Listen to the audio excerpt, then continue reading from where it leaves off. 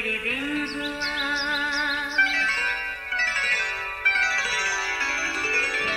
نیا پھر دن ہوا، پرانی رات کا کرے سو شکر ہم خدا کی ذات کا، خدا کی ذات کا نیا پھر دن ہوا۔ آج کی آیت۔ تب لوگ موسیٰ کے خلاف بڑبڑانے لگے اور کہنے لگے ہمیں کیا پینا ہے۔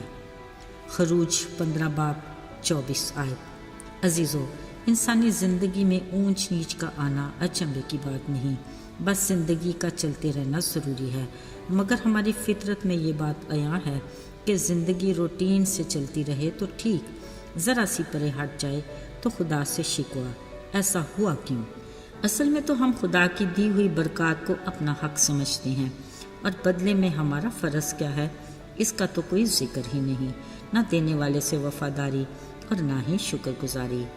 کچھ یہی حال بنی اسرائیل قوم کا تھا۔ مصریوں کی غلامی میں تھے تو گریہ زاری، جو آزاد ہوئے تو اس کو اپنا حق سمجھ لیا۔ ذرا دیکھیے قدرت خدا کی، جب 10 آفتیں ملک مصر پر آئیں، اسی ملک میں جشن کے علاقے میں رہنے والے اسرائیلی ہر طرح سے محفوظ تھے، جبکہ مصری حیران ہوتے، آخر کوئی مچھر، ٹڈی، مینڈک یا کوئی ایک بھی اولا جشن کے علاقے کی طرف کیوں نہیں جاتا؟ لیکن قادر مطلق خدا نے ایک ہی ملک کی کوئی آفت اسی ملک کے دوسرے حصے میں جانے نہیں دی۔ یقیناً اسرائیلیوں کو بھی اس بات کا اندازہ ہوگا۔ بالآخر جب خدا کا ٹھہرایا وقت آیا، اسرائیلی قوم بڑی دھوم دھام اور خوشی شادمانی سے مصر کی غلامی سے نکلے۔ عزیزو، جیسے ہی انہوں نے غلامی کی حد سے باہر قدم رکھا اور آزاد فضاؤں میں سانس لی، اسی پل خدا نے اپنی شفقت کا ہاتھ ان کی طرف بڑھایا کہ دن کو بادل کا ستون بن کر اور رات کو آگ کا ستون بن کر انہیں اپنے ساتھ ہونے کا ثبوت دیا۔ ابھی کچھ آگے بڑھے ہی تھے کہ بحر کلزم کا وسیع سمندر دکھائی دیا، جو انہیں ہر حال میں پار کرنا ہی تھا، مگر کیسے؟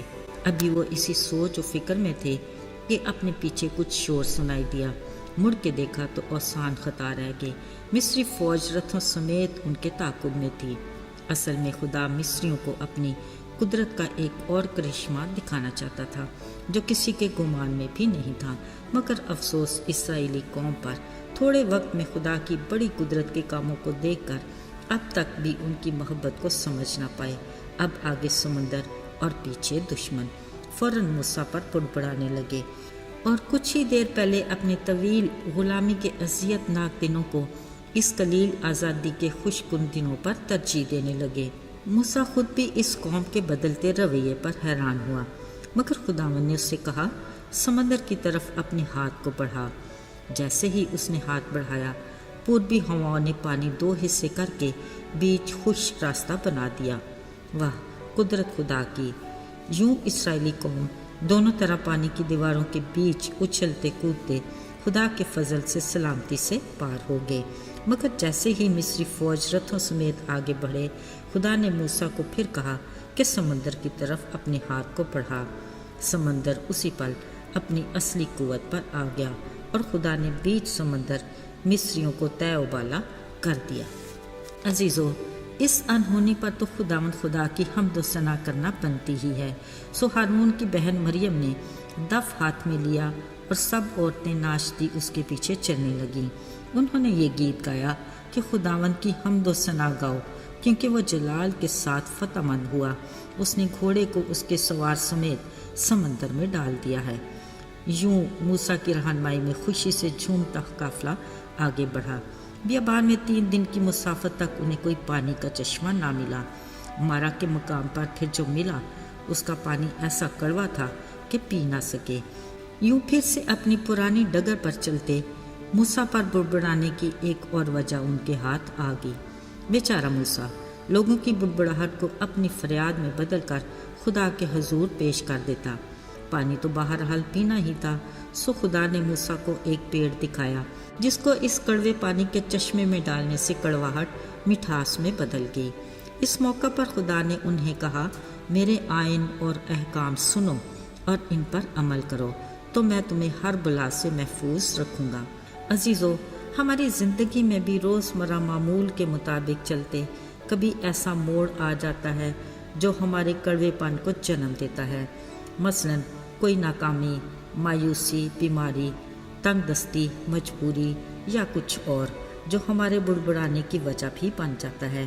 یاد رہے، خدا ہم میں کڑواہٹ کے رویے کو پسند نہیں کرتا، وہ ہماری اس خصلت کو مٹھاس میں تبدیل کرنا چاہتا ہے۔ زبور نویس خدا کے اس مٹھاس کو یوں بیان کرتا ہے کہ خدا کی باتیں میرے لیے کیسی شیرین ہیں، وہ میرے منہ کو شہد سے بھی زیادہ میٹھی لگتی ہیں۔ یاد رہے، اس کی باتیں وہ آئین اور احکام ہیں جس کے بارے میں وہ کہتا ہے کہ اگر تو دل لگا کر خداوند اپنے خدا کی بات سنے اور وہی کام کرے جو اس کی نظر میں بھلا ہے، اس کے حکموں کو مانے اور آئین پر عمل کرے، تو وہ ہمارے اخلاق، کردار اور مزاج کو گویا کڑواہٹ جیسی بیماری سے محفوظ رکھے گا، کیونکہ وہ ہمارا شافی ہے۔ آئیے دعا کریں۔ زندہ چلالی آسمانی باپ، لشکروں کے رب، رب الفاج، تیری تعریف ہو، کیونکہ صرف تو ہی تعریف کے لائق ہے، جس پر ہمارا ایمان ہے، یقین اور بھروسہ ہے۔ تو ایمان کو اور بھی مضبوطی عطا کر، یقین اور بھروسے کو کبھی ٹوٹنے نہ دینا، اور جہاں کم اعتقادی ہے تو اس کا علاج کر۔ اے خدا، تو ہماری کمزوریوں سے واقف ہے، تو ہمارا زور بن اور ہمیں اپنے نام کی قدرت سے فتح مندی عطا کر، تیرے جلالی اور قدرت والے نام میں آمین۔